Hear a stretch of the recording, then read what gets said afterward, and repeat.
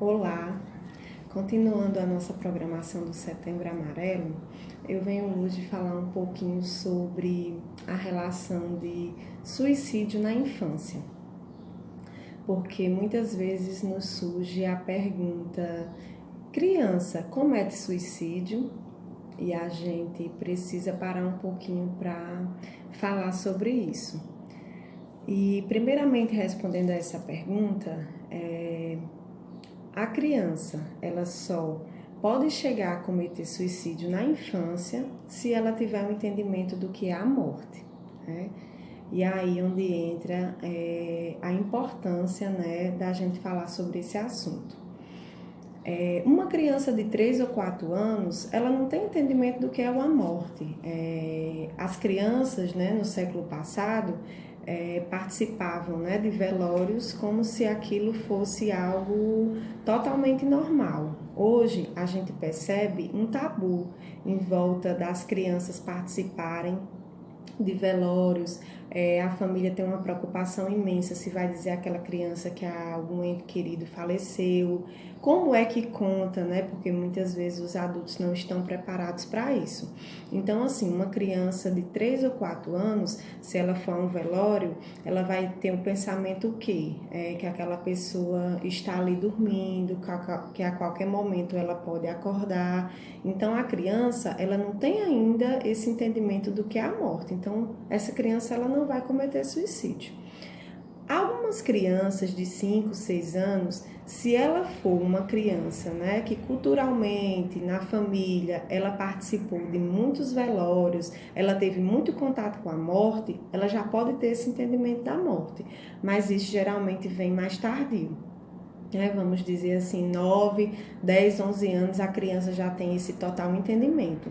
Mas assim, e que fatores de risco seriam para desencadear algo nessas crianças? Por exemplo, algo que a gente escuta constantemente, né, quando se fala em criança, é que a criança, a criança se morde, a criança taca a cabeça na parede, a criança se belisca. Então, assim, isso já é um sinal para a gente parar para pensar o que é que está acontecendo com essa criança. É alguma dor, é algo que ela está querendo colocar para fora, né? E essa forma de se machucar é algo que deve com certeza dar alívio a essa criança. Então, assim, existem também fatores de risco, como por exemplo, uma criança que é criada no meio ambiente familiar conturbado, com alcoolismo, a predisposição à família, a transtornos mentais, né? Mortes, né, decorrentes de suicídios, o bullying, né, a autoestima dessa criança, porque desde muito pequena a criança ela pode sim ter uma autoestima baixa, o isolamento quando começa a estudar, né, na escola. Então, assim, é algo que devemos sempre prestar atenção, porque a criança, ela nos fala, mas ela nos fala com as emoções. Então, necessitamos dar essa parada, né, para perceber o que é que essa criança está nos trazendo. No consultório, eu gosto muito de usar esse livrinho, O que acontece quando alguém morre. Então, ele é bem ilustrativo, né? E tem várias figuras, né? E vai contando, né, toda a historinha de forma muito lúdica para as crianças o que acontece quando alguém morre. E é um livrinho que pode ser usado por pais, né, por responsáveis familiares em casa mesmo, porque não podemos tratar esse assunto como tabu. As crianças, elas necessitam de respostas, e eu costumo sempre dizer a pais, a responsáveis, que enquanto menor for a criança, menor é a resposta, mas mesmo assim, essa resposta ela tem que acontecer, a criança ela não pode ficar sem resposta.